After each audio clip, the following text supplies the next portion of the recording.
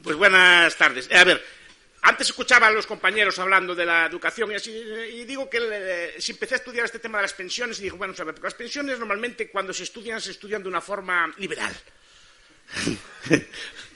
Entonces empezamos debatimos allí todos. No sé qué, que si hay que aumentar la edad de jubilación, que si hay que hacer un reajuste, que si hay que cortar. O sea, nos creemos el cuento. Las pensiones no son... nos creemos el cuento en el sentido de que creemos la propia retórica, el propio discurso del gobierno o del sistema de pensiones. Y por eso empecé a estudiarlo, vamos a ver. Dije, gente tan mala, ¿quién pone los sistemas de pensiones así a gran escala? Pues Bismarck, ven cómo los pone Mussolini. En España el sistema de pensiones era de capitalización. Incluso con la oposición, con el apoyo de los sindicatos. Los sindicatos siempre apoyaron, hasta después de la República, el sistema de capitalización. No se fiaban de los gobernantes. Y en muchos países era así. Y digo, entonces lo pone Mussolini, lo pone Franco. Digo, qué gente más buena. Digo yo, que piensa en el bienestar del obrero. Digo yo así, no. Entonces, vamos a ver, algo no cuadraba. Y empecé a estudiar, ¿no? Entonces si ustedes leen la literatura sobre pensiones, a mí me gusta mucho leerla, el discurso es muy semejante a lo que hablamos antes de la educación, en el sentido de que es algo bueno, que bueno es el Estado, mira qué funciones sociales más buenas hace, etc. Es la cara buena del Estado, es la cara bonita del Estado, es el impuesto perfecto, es una cosa ideal, porque atiende a los viejos, a los discapacitados, etcétera, le da un montón de pensiones, y es casi imposible atacarla. De hecho, casi no hay ataques radicales contra las pensiones. El ataque es saber cómo podemos hacer para hacerlas así que sean sostenibles, hacemos unos fonditos de inversión así que sean bonitos y así que las complementen, y vamos a buscar sistemas así nocionales, ¿no? Que es la palabrería que se usa ahora. Entonces empecé a estudiar este tipo de temas, porque a mí me gusta mucho estudiar el Estado y me gusta mucho estudiar este tipo de cosas, y vi que no había. E incluso los liberales, por eso lo digo, cuando estudian el tema de las pensiones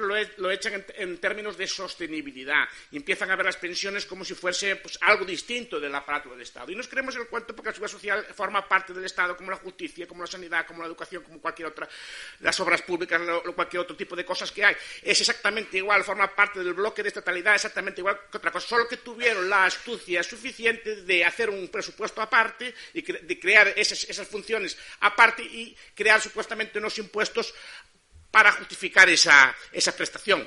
Crearon la idea del impuesto finalista, igual que Calvo Sotelo, en los tiempos de la dictadura de Primo de Rivera, inventó la idea del presupuesto extraordinario. Como tenía déficit, pues hizo un presupuesto que le daba equilibrado, y hizo uno complementario a posteriori que le daban déficit, ya está.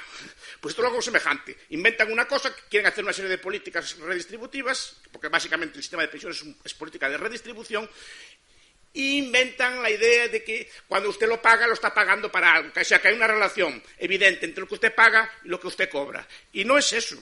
Entonces, normalmente discutimos en términos errados, en términos equivocados. Discutimos en términos a ver cómo podemos hacerlo sostenible, a ver si este año entramos en déficit horror.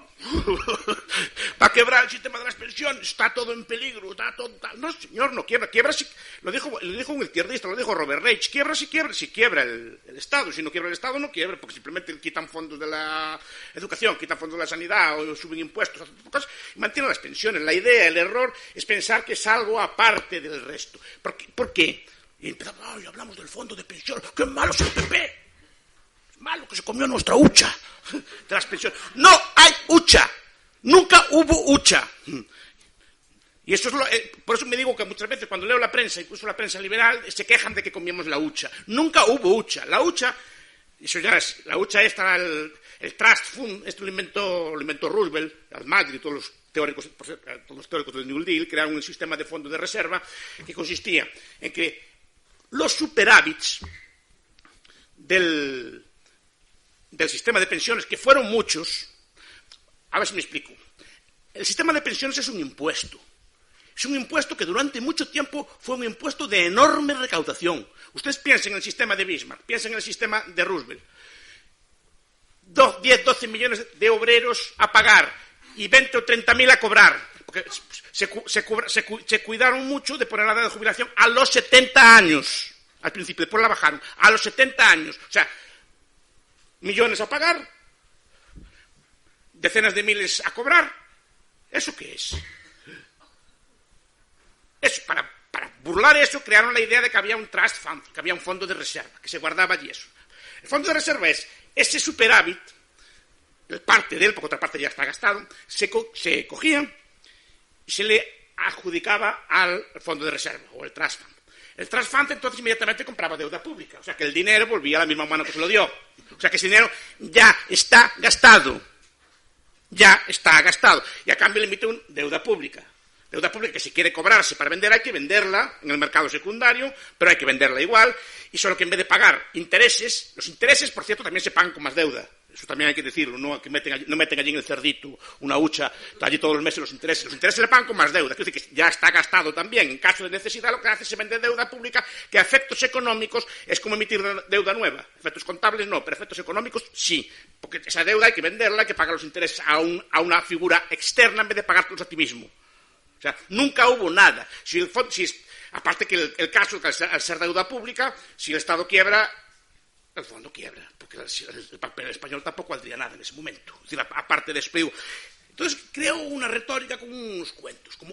¿Por qué? Porque es y fue, durante decenas de años, un impuesto enormemente lucrativo.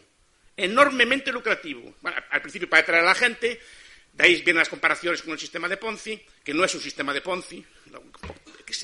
Pensar que es un sistema de Ponzi es entrar en la propia retórica del sistema. Pensar que es un sistema autónomo. No es autónomo, no es Ponzi. Simplemente, si hace falta dinero, se emite deuda, se le pide a Draghi, o como hace Syriza, se le emite bonos o lo que sea, se los descuentan. Pero no es un sistema de Ponzi porque no es un sistema autónomo. Está perfectamente engranado con el Estado. Los beneficios del sistema fueron siempre al Estado y ya están gastados. No hay nada ahorrado. Es un sistema de reparto. No hay nada. O sea, sus pensiones futuras la cobrarán con los ingresos futuros que tenga el gobierno en su momento y cobrarán lo que digan sus nietos que deben ustedes cobrar. No, porque otra cosa, el sistema de pensiones se vende con retórica de seguro. El famoso juicio de los Amis demostró que no. Es decir, los Amis, como saben ustedes, es una secta anabaptista que hay en Estados Unidos que no les gusta mucho así el Estado, etc. Tiene una religión muy estricta, así muy ludita, muy pretecnológica, y tienen prohibido asegurarse por religión, tienen prohibido el seguro, porque dicen que solo Dios proveerá, etc. Entonces tienen prohibido el seguro, también como algunas comunidades islámicas tienen prohibido el seguro. Entonces ellos aceptan el impuesto, porque al César lo que es de César, a Dios lo que es de Dios, etc. Entonces eso, como está en la Biblia, el impuesto sí que lo podían pagar, pero el seguro no podían asegurar. Y la retórica, toda la seguridad social es una retórica de seguro, empezando ya con el nombre. Es decir, que si pasa algo, usted está asegurado y tiene una suma. Y fueron a pleito. Los Amis dijeron, no queremos pagar esto, que es un seguro. Y fueron a pleito y efectivamente se demostró que no era un seguro, que era un impuesto, todo lo pagaron. Porque tienen retórica de seguro, pero no tiene nada definido. Es decir, ustedes tienen derecho, por eso lo comparo con la sanidad, la educación. Ustedes tienen derecho a educación, pero no le dicen ni cuánta, ni cuándo, ni de qué calidad, ni cuántos años le va a durar, ni cuánto le va a costar, ni nada. Lo mismo pasa con las pensiones. Ustedes tienen derecho a una pensión. ¿Cuándo la van a cobrar? No lo saben. ¿Cuánto van a cobrar? Tampoco lo saben. Porque tienen una serie de normas, unos pactos de Toledo, que ya fueron violados, que yo sepa, 3 veces desde que se fundaron. Es decir, que básicamente es un sistema, es un impuesto, y es un impuesto al trabajo. De gran recaudación. Yo creo que, no sé si me corrija el profesor Rayo, creo que es el que más recauda. No sé si con el impuesto de la renta, yo creo que recauda más el doble. Y debe ser el 10% del PIB español. Más o menos por ahí debe andar. Más incluso, aún peor. Es un impuesto al trabajo soportado por el trabajador exclusivamente. La gente piensa, no, es que parte la paga el patrón. Como sabrán ustedes bien, que son austriacos, toda esa parte simplemente el patrón o el empleador. Absolutamente de acuerdo. Ay, don Jesús, menos mal, que bien.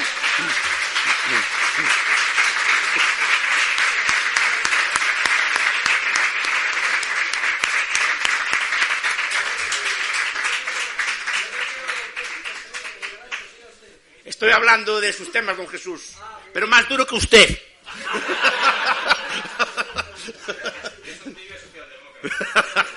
En temas de pensiones, sí.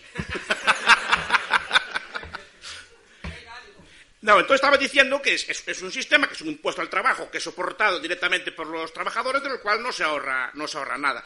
Por eso digo que a veces también los liberales, algún liberal le vi yo diciendo que si quitábamos la parte de las cotizaciones se incrementaría el empleo o algo así, ¿no? Quitar la parte de la cotización no creo que sea así. Después podemos discutirlo, pero yo no creo que sea así. No creo que sea así. Porque ese impuesto ya está siendo soportado por el trabajador. El empleador no está soportando nada. El empleador sí.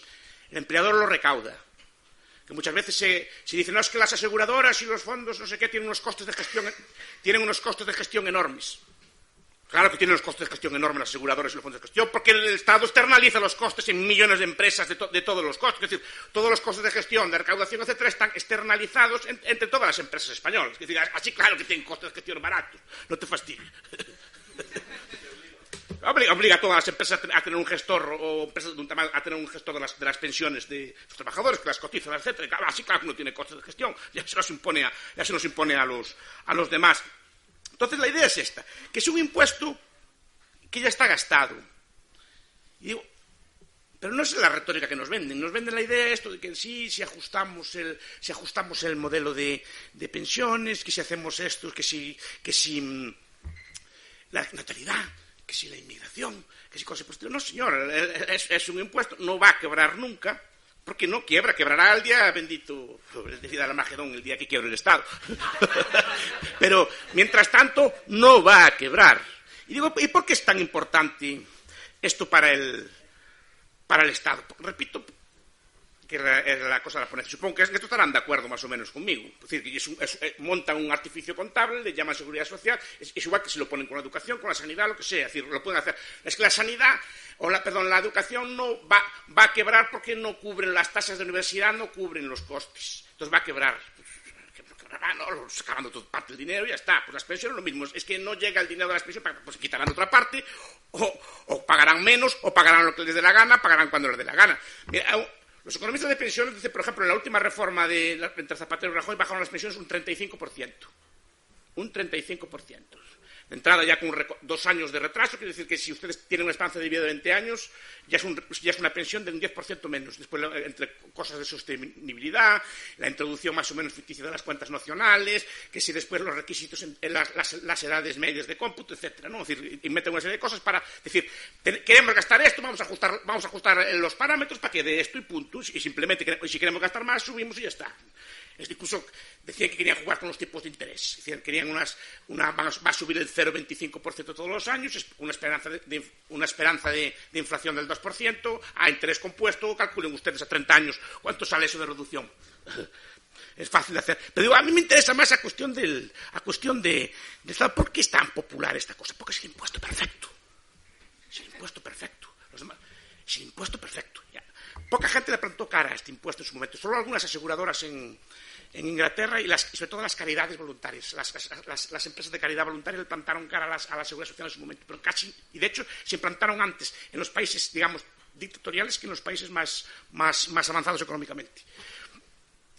Es el impuesto perfecto. ¿Por qué? Primero, porque no se percibe como un impuesto. La gente piensa que es un ahorro. Porque la retórica que nos vendieron es que es un ahorro, que tenemos ahí nuestro cerdito ahorrado, una suma de dinero que nos va a dar una cosa. Y que ha ahorrado. No hay nada ahorrado, como lo estoy diciendo, no hay nada ahorrado. Les darán lo que haya en ese momento, si hay en ese momento. Y si no, pues como Argentina, cobrarán con papel devaluado, como en Rusia en los 90, cobrarán papel devaluado y no pasará nada, no cobrarán. Es decir, no hay nada que impida que pase eso. Es decir, si el Estado quiebra, porque ellos fueron muy oportunistas en las grandes hiperinflaciones de los años 20. Destruyeron los fondos de inversión, sobre todo en Francia, y aprovecharon ya rápidamente para decir, ¿ves cómo no funciona? Tiene que ser el Estado que gestione este tipo de cosas, ¿no? Entonces, aprovecharon eso y es un impuesto que recauda una cantidad enorme de dinero, además es el impuesto perfecto, pero además es un impuesto redistributivo. Es un impuesto que redistribuye, está pensado para distribuir la renta, y no solo está pensado para distribuir la renta, algunos teóricos llegaron astutamente a proponerlo como forma, el sistema de pensiones, de usarlo para llegar al socialismo. La teoría de los socialismos de los fondos de pensiones. Es decir, la idea, por ejemplo, de Blackburn, por ejemplo, y lo apuntó también Peter Drucker en un trabajo célebre, la idea era, aprovechemos estos fonditos de empresa para que los obreros compren las empresas y de esta forma se socialice la economía. Y decía, Bradburn, que crear un fondo de capitalización estatal y que ese fondo de capitalización estatal a través de su participación fuera comprando todas las empresas y llegáramos al socialismo de una forma blanda e inocua. Quiero decir que es una forma de usar. Porque las pensiones no solo... Estamos pensando en sistemas de reparto, todos los sistemas del mundo tienen algún tipo de intervención. Es decir, por ejemplo, todo lo que es los sistemas chilenos sí que son más liberales que los nuestros, pero tienen coeficientes de inversión obligatorios, probablemente. Tienen que comprar la deuda a papá Estado. Es decir, y todos los fondos y cosas por el estilo siempre tienen algún tipo de intervención, porque curiosamente son los que le compran la deuda al gobierno. Puedes prestar el sistema directamente, puedes prestar de forma indirecta. Pero yo creo que es el impuesto imperfecto porque además nos ata al Estado.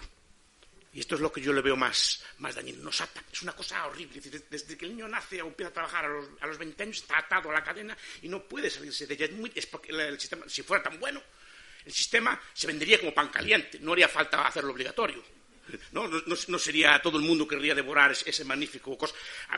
Tuvo mucho éxito al principio porque actuarialmente funcionaba muy bien. Quiero decir, Ida Mae Fuller, que fue la primera pensionista americana, pagó $20 en toda su vida de cotización, pero cobró $22,000 a lo largo de su vida. Al principio, como había tanto excedente, se permitían el lujo de decir, vamos, ves qué bueno es. Y aún estamos viviendo de esas rentas, estamos viviendo esa idea de que el sistema es muy bueno, que es muy generoso, y lo fue. Los pensionistas hasta relativamente hace poco, comparativamente a lo que habían pagado, cobraban mucho, pero el problema es ahora. Pero digo que nos ata en el sentido de que ahora tenemos como... Es una bomba de tiempo. Es decir, tenemos 10 millones de personas dependientes. ¿Y qué hacemos con ellas? Yo cuando voy a un debate, algún debate académico, algún debate por una radio, una cosa así, y discuto estos temas y hablo de así estas cosas que me gustan a mí, del anarcocapitalismo, estas cosas así... ¿Y quién pagaría las pensiones? ¿Y vas a dejar 10 millones de personas a morir de hambre? Siempre lo primero que te sueltan es nos ata al Estado y tiene 10 millones o 20 millones de rehenes. Es decir, que tienen difícil solución. Entonces nos va atando una cosa a la otra. Y es enormemente legítimo porque es la cara buena del Estado. Antes hablábamos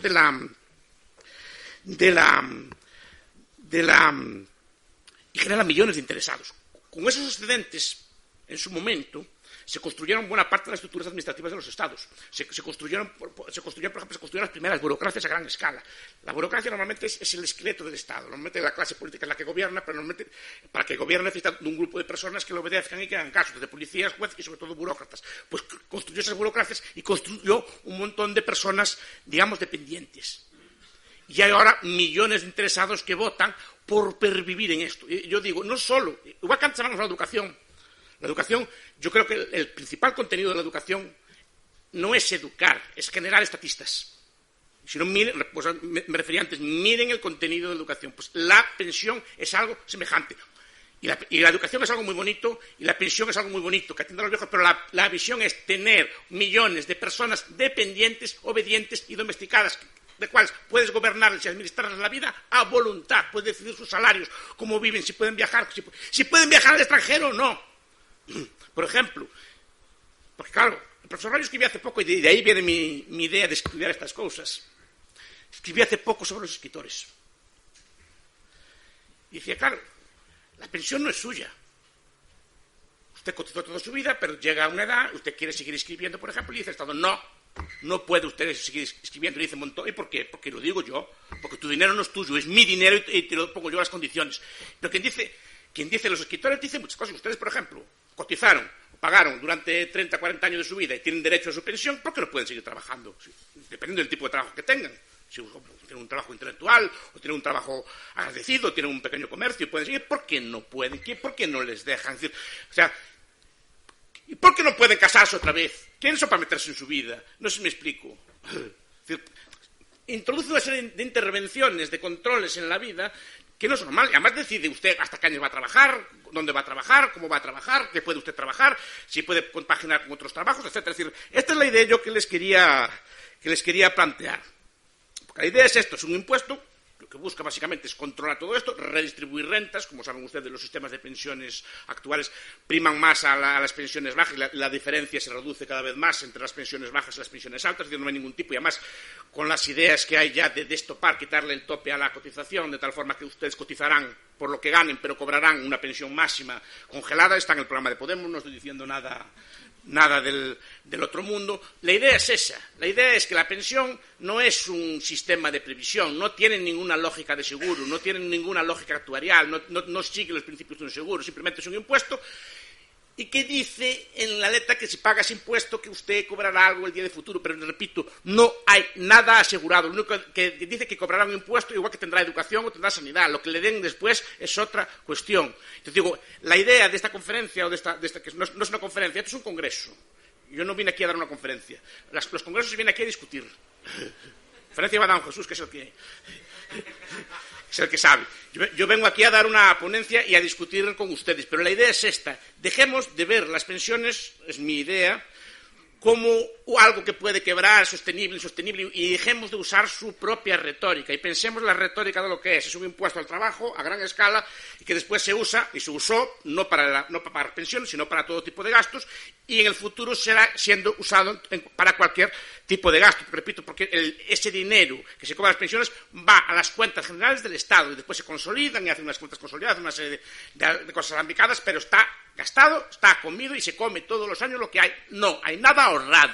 Eso es lo que estoy diciendo. Ahora comenten si quieren.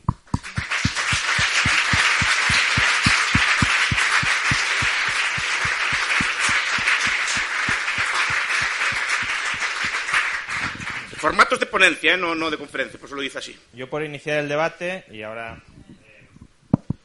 paso rápidamente el micro, ¿no crees que adoptar esta perspectiva ahora es concederle una victoria al Estado? Es decir, el Estado nos ha estado prometiendo que el sistema se comportaba de una determinada manera, cuando no se comportaba, pero había asumido ese compromiso, y tú ahora básicamente estás diciendo que nos olvidemos de todo lo que ha prometido el Estado y de que, sí, asumamos que era una mentira y que tiene razón.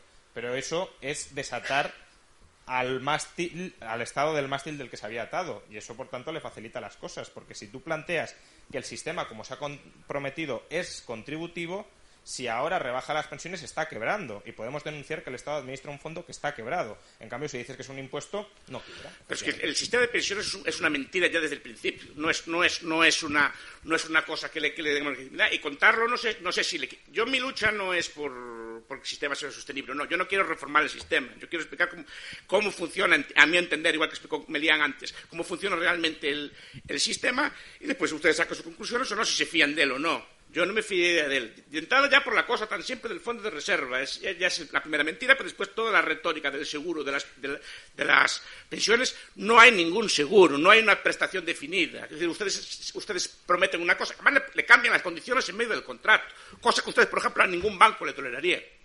Si ustedes hacen un depósito en un banco, por ejemplo, le dice, hago un depósito a plazo a 2 años. Y cuando llega usted a cobrar, le dice, no, ahora no tengo ya por cuestiones de sostenibilidad del sistema. Espéreme 6 meses más o 1 año, ya le daré yo. ¿Qué dirían ustedes? ¿Está usted robando? ¿Qué? Sí, también, pero digo que la visión no es una visión técnica. Es que quieren entrar en tecnicismo, porque yo pasé muchos años estudiando técnicamente el tema. Pero esto no es así, es entrar en la legitimidad. Es decir, es igual que pensar que la educación está para educar a los niños. La educación no está para educar a los niños, la educación está para meterle valores estatistas a los niños, que es muy distinto. La geografía, las matemáticas, todo. La matemática es la peor.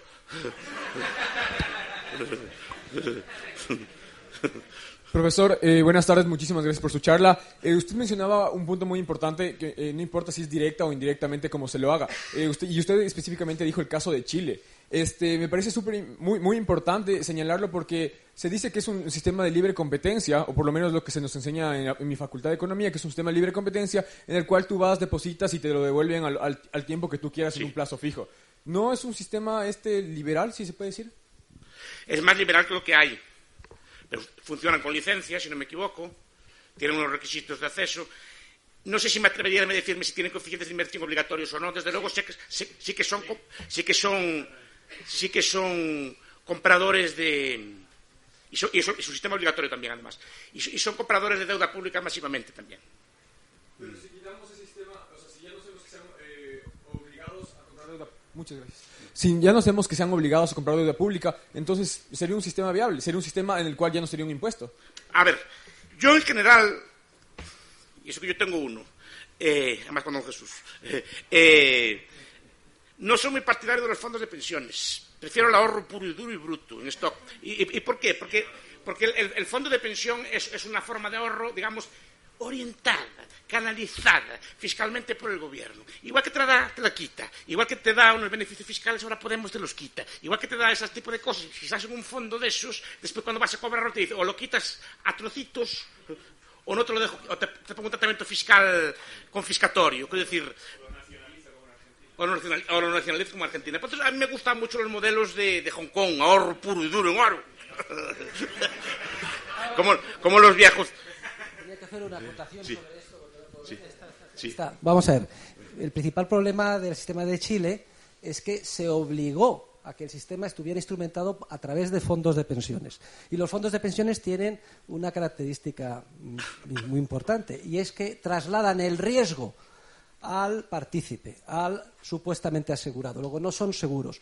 El sistema chileno impidió que aquellos que así lo decidiesen voluntariamente pudieran ir a una compañía de seguros de vida y contrataran una jubilación garantizada. Este es el principal problema, no sé por qué se puso esa restricción, y luego cuando se produjo la gran recesión se esfumaron miles de millones de los fondos, y ello fue en detrimento del sistema de capitalización individual, que en última instancia es muy superior al de reparto. Luego, ese es el pecado original del sistema chileno. Y así se lo hice ver a Piñera y compañía también es así, en diferentes instancias, porque en última instancia no eran sino ingenieros sociales procedentes de Chicago, lo peor de lo peor. Son Chicago. Ahí habló don Jesús, sí. Sí, a mí me interesa su opinión, aparte de de deslegitimarlo de partida, de el contracting out, es decir, el de intentar desmontarlo a partir de darle la libertad a la gente de salirse del sistema de pensiones, y que una generación, la que está cautiva, como usted dice, pues soporte un coste doble, pero lo decida y acabe destruyéndose el sistema de pensiones, pero a partir de dar esa libertad y no de legitimarlo de partida. Eso es más Chicago, eso es Feldstein, es el plan Feldstein. El problema es que obliga efectivamente a una generación que no tiene que hacer. Yo básicamente soy partidario de la desamortización. Y así de crudo lo digo. Porque el sistema de plan Feldstein sí que una pensión, uno pague doble y tal, pero al final más o menos sería algo parecido a transformar el sistema actual en una especie de sistema chileno, también orientado y guiado. Yo defiendo desamortizaciones, es decir, como hizo también en parte Pinochet, en parte de lo que hizo en ese aspecto fue vender activos y con esos activos dotar los fondos de jubilación después. Yo también sería partidario de vender, ya lo dije muchas veces. Cuando decía yo era un loco, cuando lo hace Chichiza está bien, de vender playas y de cosas así. No, el Estado español tiene muchos activos, muchísimos activos, y muchos de gran valor. Se pueden desamortizar, y con esa desamortización, me supongo que habrá que hacerlo de una forma ordenada. Tampoco estoy diciendo que sea así, supongo que técnicos hay para este tipo de cosas, pero tendría que ser una cosa así, de ir amortizando año a año las pensiones, no todos de golpe, pero sí ir amortizando las pensiones, dotando un fondo a los e intentar salirse del sistema así. Y que puede ser el ahorro en stock, puede ser el ahorro en pensión, puede ser el ahorro puro y duro y bruto.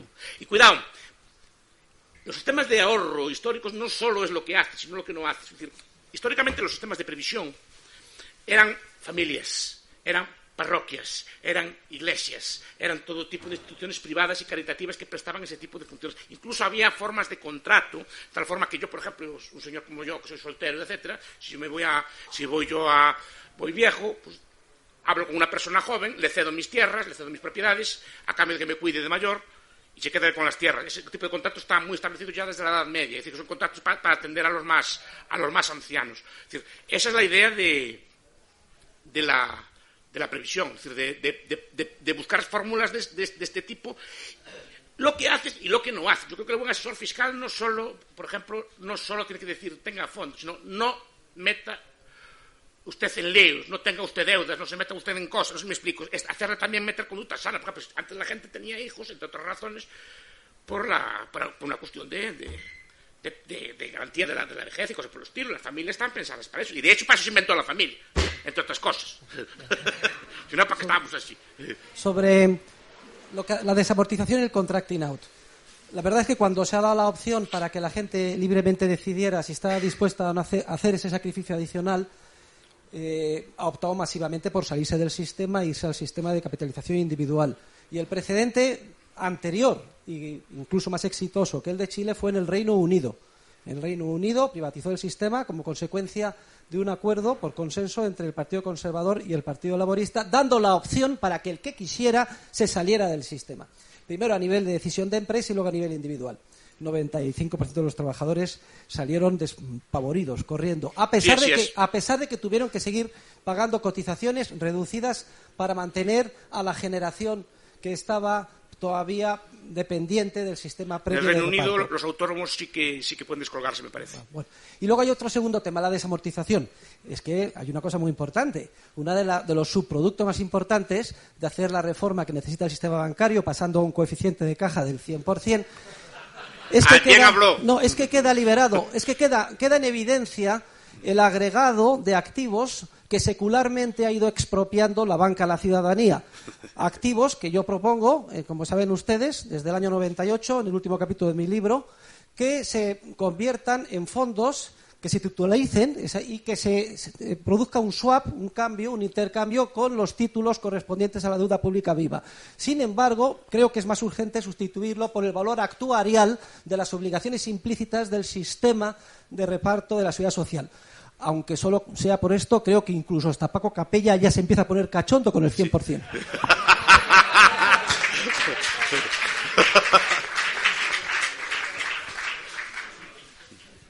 Más preguntas. Profesor Bastos, ha hablado ante usted en su análisis, que es muy interesante, de plantearlo como impuesto o transferencia, pero realmente en el sistema actual sí se crean pasivos contra la contribución. Otra cosa es que lo que se pague es lo que quede. Pero vamos a ver, ¿qué pasivo tiene usted, por ejemplo? No digo yo, digo, cuando se contribuye al sistema de pensiones, sí, se crea un derecho de cobro contra lo que quede. Un derecho de cobro, pero sí, un derecho de cobro. Bien, no le dicen ni cuánto, ni cuándo, ni dónde, ni cómo. Es contra lo que el Estado decida que te va a dar.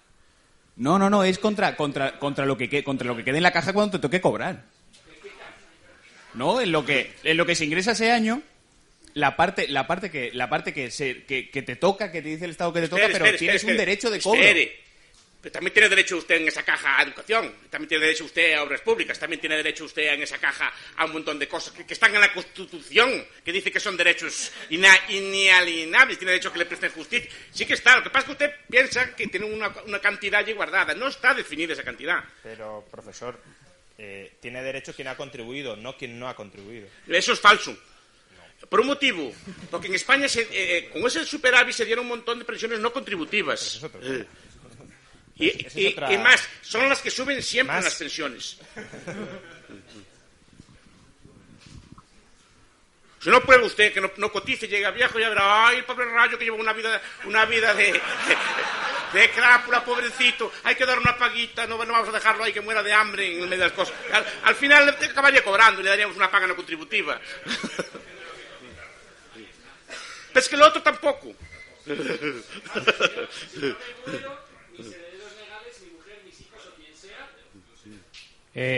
No hereda nada usted.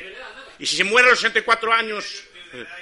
Yo vengo de Venezuela y fíjense qué tan cierto es esto, que en Venezuela hay pensionados que llevan poco más de 4 meses sin recibir el pago de la pensión. Así de simple en lo práctico, en lo aterrizado. Y es tan real como eso, o sea, sobre lo que quede, sobre lo que le dé la gana del Estado de pagar o no, o sobre lo que realmente se inventen, pues, porque al final te pagan con fiat. Le pagan con papel. Fiat, exacto. No, pero es que ahí está la cosa, es decir, la gente piensa, no es que es más seguro el sistema del Estado. El Estado si quiebra, quebró. Y no paga nada. Miguel Ancho, me ha parecido muy interesante, de acuerdo en casi todo, pero incido en las cosas que te está diciendo Rayo. La idea de que sea un impuesto finalista es muy buena, precisamente porque vences al menos marginalmente el problema del cálculo. Dices, ¿qué unidades tiene el Estado y cuáles están yendo mal y cuáles están yendo peor? Ninguna va a ir bien, pero al menos las tienes separadas. y puedes hacer una contabilidad separada de señores pensionistas. Miren lo poco que van a cobrar ustedes en el futuro, porque tal y como está organizado en el sistema, solo van a cobrar ustedes de lo que recauden de los impuestos de los trabajadores. Es verdad que el Estado ahora está trampeando y decir, vamos a remezclarlo todo y sacaremos recursos de otro lado, pero no les demos argumentos para decir, nos da igual, háganlo, porque ya sabíamos desde el principio que era una trampa. La hucha de las pensiones, perdón, pero claro que existe, y no es lo mismo que esté llena que esté vacía, porque tú estás diciendo, es algo que el Estado se debe a sí mismo, luego es un absurdo. Al revés, precisamente, porque como el Estado se lo debe a sí mismo, no se lo debe. Es decir, es algo, un pasivo menos del Estado. En el momento en que esa hucha esté vacía, ya verás cómo la carga financiera total del Estado es mucho menos asumible. Es decir, en la medida que exista esa hucha, estaremos mejor. Y una pena... Una cosa más, si puedes desarrollar más, porque me parece muy interesante el tema de los socialismos del fondo de pensiones. No sé cómo propondrían que se gestionara. Si proponen que el socialismo de fondos de pensiones es que el Estado gestione esos fondos de pensiones de los trabajadores, muy mala idea. Pero si lo que pretenden es que los trabajadores se hagan copartícipes o accionistas de sus empresas o de otras empresas que su propio sindicato decida, digo, eso es una manera de disciplinar a los trabajadores, de decir, chicos, nada de huelgas, nada de sabotajes, que nos estamos cargando nuestras propias empresas. Luego, no es una idea tan tonta y se puede ir explorando. No es, para nada. Digo que el fondo de pensiones es, vamos a ver, si tuviera el fondo de pensiones fuera un fondo soberano, tipo el noruego o cosa por el estilo, no tendría nada que objetar. Simplemente compran activos de otros sitios, otro tipo de cosas. Esto es equivalente a lo que hacen a muchos obreros que invierten en su propia empresa. Puede estar muy bien, es muy loable, pero si quiere la empresa, quedan sin trabajo y sin ahorros. Es decir, entonces es algo semejante. Y lo que estoy diciendo es que está gastado, en el sentido, porque si lo gastara al principio el Fondo de Reserva Español compraba activos, por ejemplo, tenía deuda holandesa, tenía deuda francesa, tenía deuda una serie de cosas. Y solo podía comprar activos de AAA, como saben ustedes. A medida que iba cayendo el bono, la calificación de rating, si miraban la letra pequeña de los reglamentos, ve que iban cambiando el reglamento. Ahora el fondo puede comprar BBB, BBB menos, BBCCC, va cambiando la compra para no tener que deshacerse de esa deuda. Es decir, que si es deuda española, esa deuda ya está gastada. Esa deuda tendrían que venderla en el mercado secundario, no en el mercado primario, pero en el mercado secundario sí. Y en vez de pagarse intereses a sí mismos con más deuda pública, tendrían que pagar intereses, por ejemplo, al señor Capella o a mí. Si tuviera tipo, entonces ya le cambia la cosa. De ser una cosa que supuestamente no está allí, que ya está gastada, ahora sí que es un gasto mayor, equivalente a emitir deuda pública normal y corriente a todos los aspectos.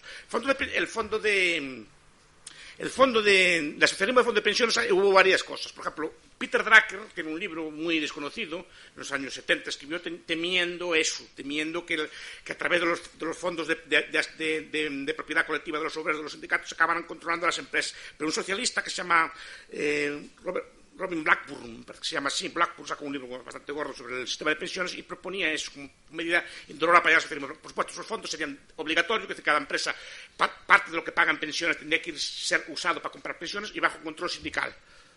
Entonces, al final acabarían los sindicatos poseyendo realmente las empresas donde trabajaban, o los propios trabajadores poseyendo sus propias empresas. Estamos de acuerdo, y me parece muy bien. Se puede hacer de varias formas, se puede hacer con un fondo también soberano. Sí, esa parte está. Que estamos de acuerdo en que ese dinero está gastado, que es decir, que no está invertido en nada real. Pero los mercados financieros reconocen que la deuda pública es un activo financiero. Sí. Si dices que porque está invertido el fondo de reserva en deuda pública es como nada, es como la gente que tiene sus pensiones privadas, pero privadas invertidas en deuda pública, también les estarías diciendo, desengáñense que ustedes no tienen nada. Porque es un activo contra otra parte, pero eso es una cosa que es contra ti mismo. Es decir, ahora no estás pagando nada por eso. Es decir, si tú emites deuda, ahora tienes que pagar por eso que no estabas pagando nada. Es como si tú tienes una deuda contigo mismo, te imaginas que a tu ordenador o tu oso de peluche le abres una cuenta y haces un intercambio tú con él.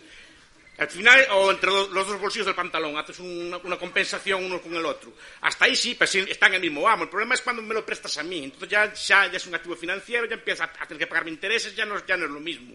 Que te lo debas a ti mismo que no te lo debas. Porque, que yo sepa, el jefe, el responsable del fondo de pensiones lo nombra el gobierno, la dotación del fondo del gobierno, el reglamento lo hace el gobierno. Es una parte más del gobierno exactamente igual que cualquier otra. No es fuera de él. Es una deuda como ti mismo. Es como cuando yo digo, voy a ahorrar esta noche, tengo una deuda conmigo mismo. No. No hay deuda conmigo mismo. Hay deuda cara a otra parte. Miguel Ancho, excelente presentación, nos lo hemos pasado muy bien. Yo lo que pasa es que creo que hay aquí una trampa y quiero tu valoración sobre ella. O sea, cuando tú ves esto desde ahora, desde el presente, y eres capaz de llegar a esas conclusiones que nos cuentas y calificas el sistema de seguridad social como otro tipo de impuesto y tal y cual, es muy fácil hacerlo desde este momento. Pero mi pregunta es, ¿y los fundadores de estos sistemas de verdad eran capaces de pensar cuando lo fundaron que a 100 años vista esto sería realmente como un impuesto y el Estado se podría beneficiar enormemente de eso? No, es que ellos lo pensaron como un impuesto. Lo pensaron en el sentido de que vieron 10 millones de obreros a pagar, 50.000 a cobrar. Dice, masa de dinero para mí, no sé si me explico.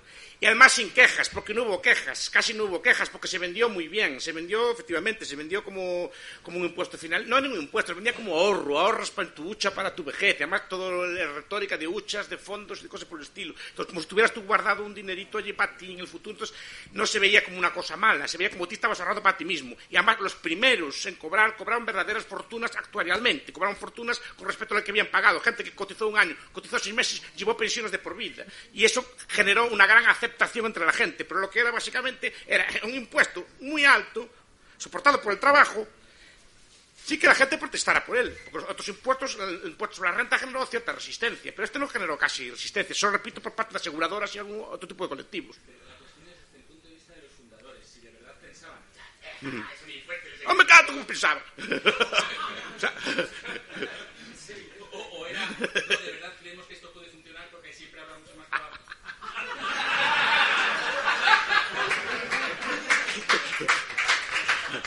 A ver, es como repito, es como pensar que la educación, no digo que no haya gente de buena fe, ni que no entro en la cabeza de la gente, pero pensar que el sistema educativo se creó para educar a los niños es lo mismo que esto. Pero si ustedes leen las memorias de Jules Ferry, de los creadores de los sistemas de educación nacional, de que no estaban pensando para esto, que estaban pensando para crear italianos, para crear franceses, para crear súbditos que dieran la vida por la patria, que fueran a las guerras y que pagan impuestos sin protestar. Y estos son cosas semejantes. Un impuesto, no sé hasta qué punto de maquiavelismo hay, pero lo que vieron ellos de repente fue enormes ingresos.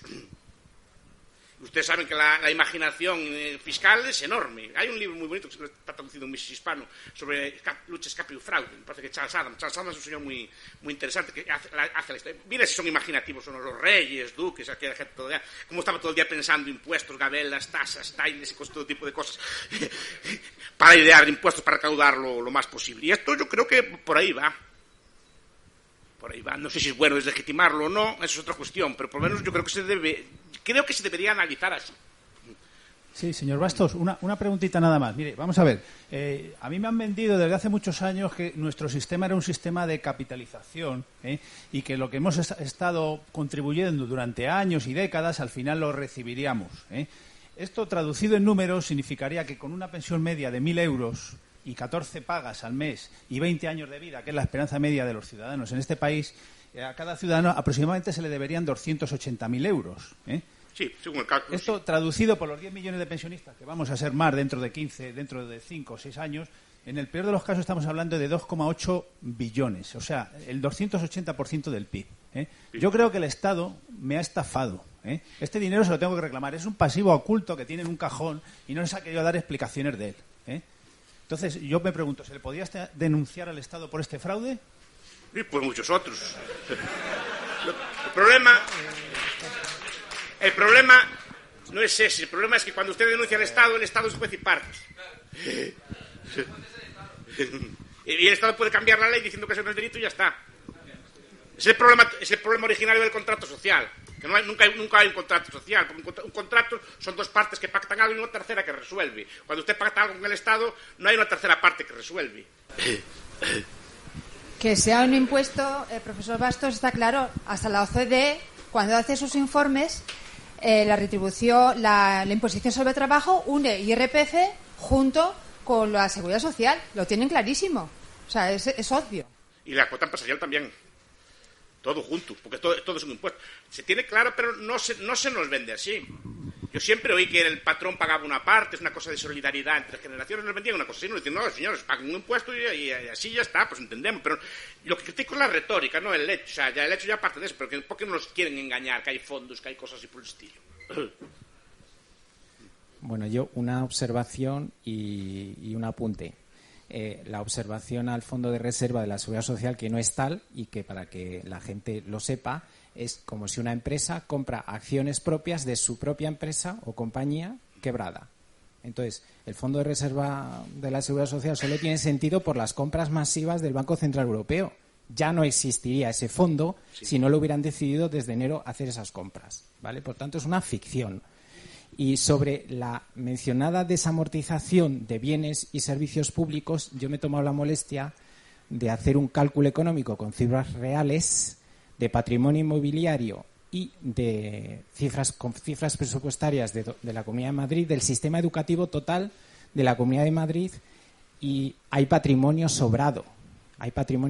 O sea, solamente desamortizando las 7 universidades y todos los colegios de la Comunidad de Madrid, recaudaríamos una cantidad, por así decirlo, un 50% superior a la indemnización que le podría corresponder a toda la masa salarial de profesores de la Comunidad de Madrid. Es decir, que el Estado todavía tendría aproximadamente unos 25.000 millones de euros en su bolsillo para hacer cualquier enjuague de estos.